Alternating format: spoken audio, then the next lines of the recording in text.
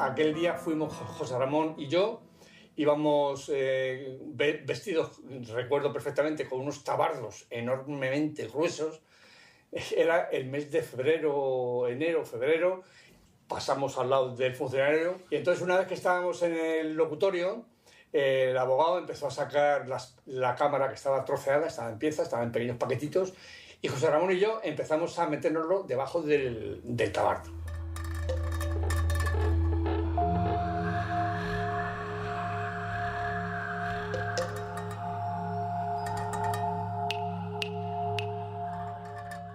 Una vez que nos dio todas las piezas, salimos a la galería, atravesamos toda la cárcel para ir a nuestra galería, sudando, acojonados, y nadie nos paró.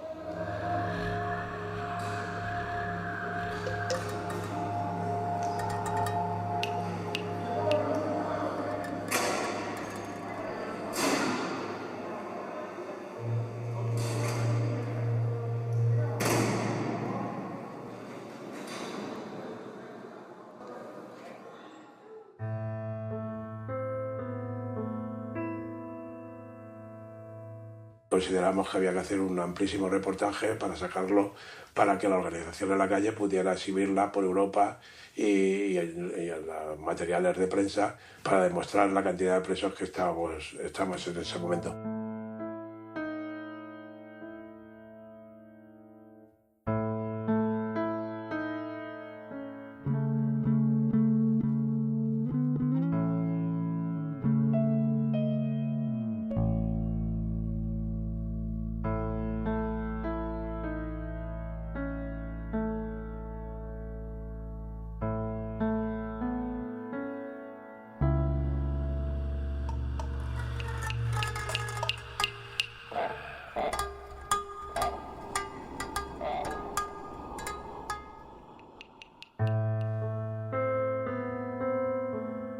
Yo era fotógrafo y para mí empezó todo cuando la policía me coge en una manifestación precisamente haciendo fotos y me llevan directamente a Carabanchel.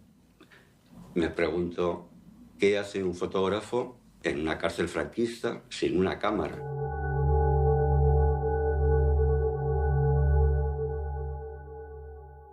Allí me encuentro con un grupo de compañeros de la organización y el grupo tiene la capacidad de organización para llevar a cabo la acción.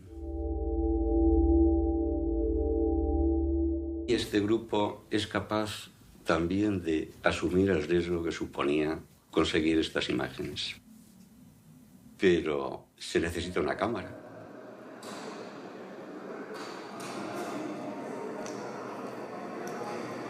Lo que pido es una cámara reflex con dos objetivos. Un objetivo normal y un angular de 28 milímetros.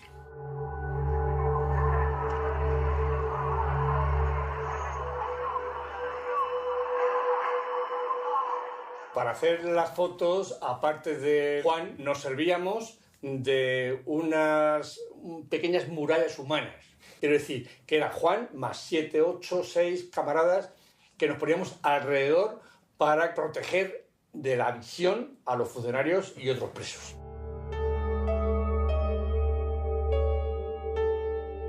Él era el que elegía los temas. Por ejemplo, pues la galería desde fuera, el centro, una celda, un grupo de presos.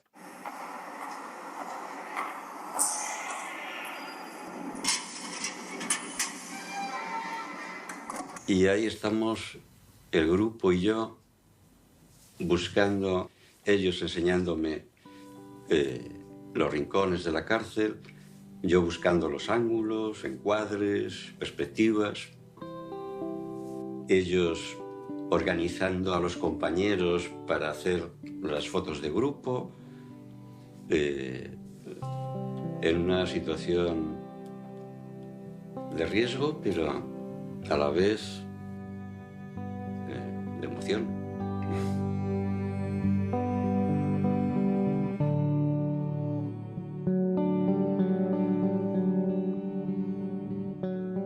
Cuando las fotos se hacían dentro de una celda, había un compañero que se quedaba dentro de la celda mirando por el chivato, ¿no? Para que no hubiese ningún problema. Juan se ponía en medio y nosotros le rodeábamos. Entonces, cuando él tenía ya la seguridad, o la teníamos el resto de los compañeros, entonces uno de los que estaba delante del objetivo se separaba y Juan le hacía la foto.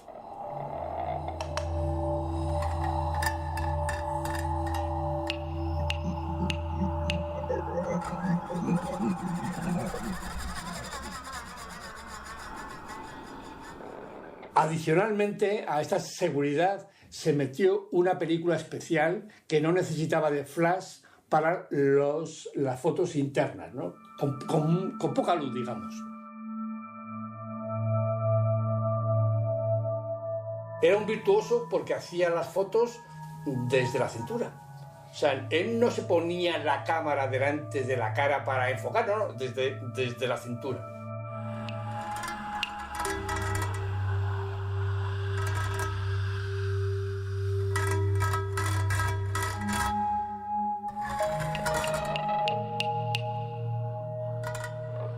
Se hicieron aproximadamente un centenar, más o menos unas 100 o 120 fotos.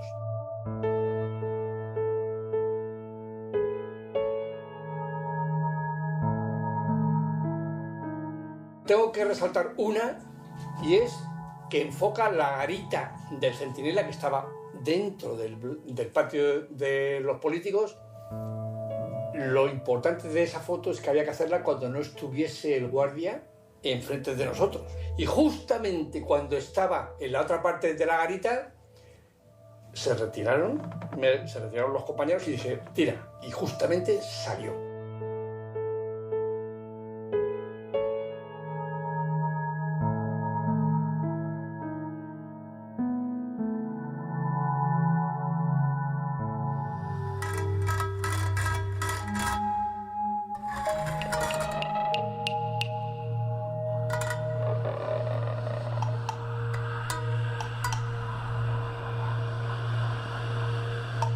Lo primero que uno aprende en la cárcel a llegar después de la Dirección General de Seguridad y de los interrogatorios y posiblemente de la tortura que recibes. Inmediatamente, una vez que ya estás instalado en la celda y estás reflexionando, que estás allí seguramente para mucho tiempo, te das cuenta que en la cárcel continúa el combate.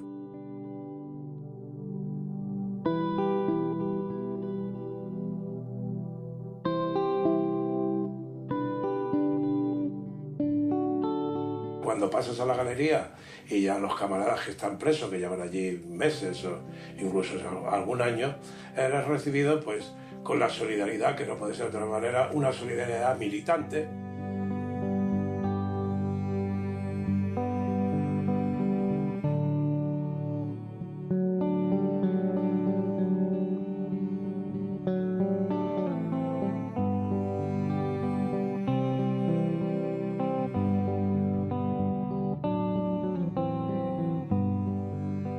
Las comunicaciones en la prisión era el momento más deseado, por una parte, porque ibas a ver a tu familia, pues en mi caso a mi mujer, a mis hijos, independientemente de a mi madre, y a familiares, incluso amigos, vecinos, y era un momento muy bonito.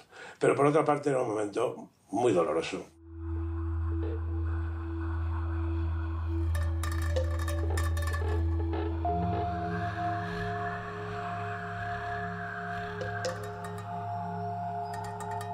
Y luego cuando te ibas a la celda era un momento muy difícil.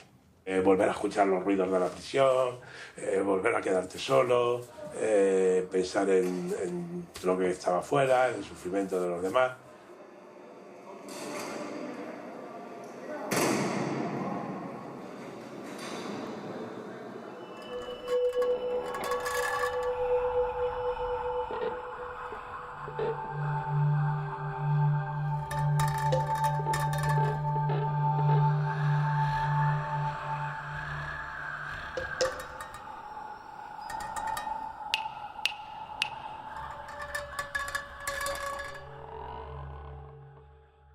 Dentro de las cárceles que jalonaban el Estado español, en todas ellas existía una manera de organizarse y defenderse ante la dirección de los presos políticos, que eran las llamadas comunas.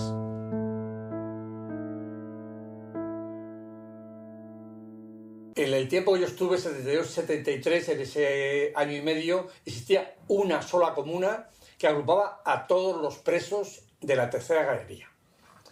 Era lo que llamamos la comuna solidaria. Esa comuna no era una comuna política, era una comuna básicamente organizativa.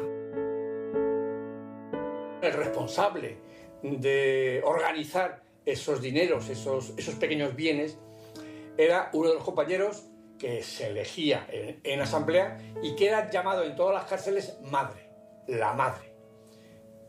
Fui elegido como madre de esa comuna de Carabanchel, con la curiosidad de que lo debí hacer tan bien que en todas las cárceles que estuve posteriormente fui el responsable de cada una de las comunas, ¿no? Tanto en Jaén como en Palencia.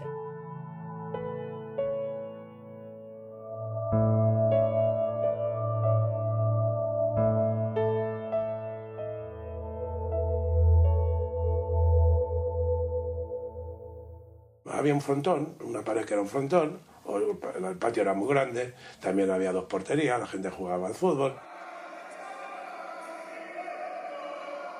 Y encima del frontón había una garita. En la garita hay un policía. Le llamábamos el malabarista, ¿no? Porque en sus guardias le gustaba jugar con el fusil. Quiero decir, como una mayoret, tiraba el fusil hacia arriba y lo recogía, ¿no? Así, haciendo como una gracieta, ¿no? Algo así como gracioso.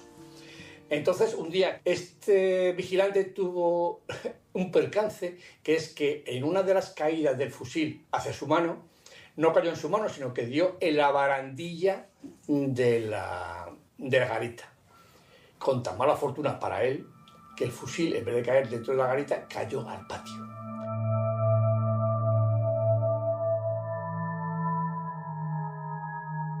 Pues sí, se le cayó el fusil. ¿Pero a dónde se le cayó el fusil? Al patio de los presos políticos, donde había desde militantes del FRA, militantes de ETA, pero también otros tipos de militantes. Y entonces nos quedamos patidifusos delante de un fusil.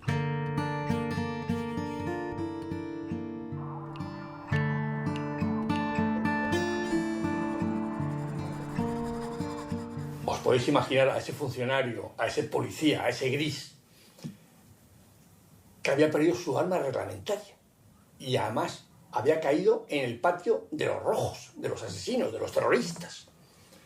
Entonces, bueno, empezó a lloriquear, a balbucear, pidiendo su fusil. Y entonces aquel hombre empezó a pedir su fusil, y casi, como los presos estábamos muy aficionados a hacer reuniones de presos y los colectivos, pues casi empezamos a discutir qué hacíamos con el fusil, mientras ese hombre lloraba ya y pedía por favor el fusil, ¿no? Una parte de los presos pensaban que no había que darle el fusil y que había que llevarlo al centro de la cárcel, asépticamente claro. Bueno, se llegó a pensar que alguien lo podía coger y desde el patio de la prisión de Carabanchel, de la tercera, salir a las galerías, pasar por el centro, ir hasta el despacho del director con el fusil en la mano y decimos, bueno, que venga a traerle el fusil de uno que se le ha caído. Aquel hombre lloraba, suplicaba y algunos le dábamos patadas al fusil. Los más rebeldillos no queríamos darle el fusil, que fuera a llorar. Pero bueno, salió una voz, en aquel momento vamos a considerar la más sensata, que era un compañero del 1001, Muñiz Zapico, que le parecía que había que solucionarle a ese hombre ese problema, ¿no? Y el caso es que Juanín cogió el fusil y se lo quiso entregar, pero claro, había 3 o 4 metros de altura. Entonces el funcionario, el policía, se quitó todos los correajes, hizo una especie de cuerda, como de maroma o algo así, y se la tiró. Entonces Juanín ató el fusil y el tío jaló su fusil, lo recuperó y se deshizo en halagos y en agradecimientos hacia ese compañero, que no a todos, claro, porque el resto éramos partidarios de darle una pequeña lección, y así se zanjó este pequeño incidente. Teníamos que haber hecho otra cosa, yo creo, pero bueno, en aquel momento tampoco. No, quizás no llevarlo por los pasillos, por la galería de la prisión era muy arriesgado, ¿no? Pero haberle dejado allí, seguramente que hubiera sufrido y que hubiera venido su capitán a cogérselo, pero bueno. Hace mucho tiempo que no veo estas fotos de muros, rejas, sombras, perspectivas. Pero descubro también que hay ilusión, esperanza, optimismo, alegría, y veo horizonte, cosa que necesitamos recuperar.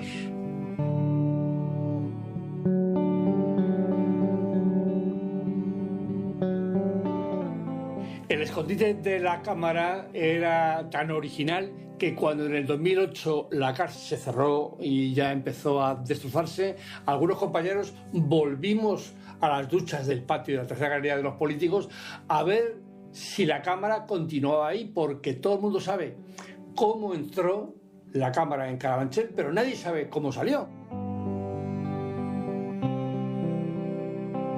Es una pena, no tanto por el valor material de aquella cámara, sino por el valor político, ¿no? Por la curiosidad histórica de lo que significó que algunos compañeros se jugasen el tipo para que aquellas fotos formasen parte de nuestra memoria histórica, ¿no?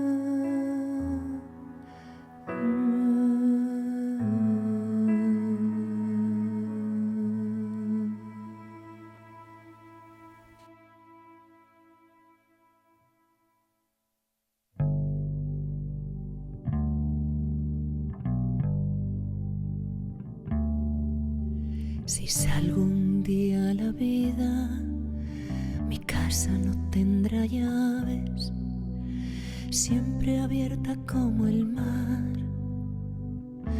el sol y el aire, que entre en la noche y el día, y la lluvia azul, la tarde, el rojo pan de la aurora, la lluvia, mi dulce amante.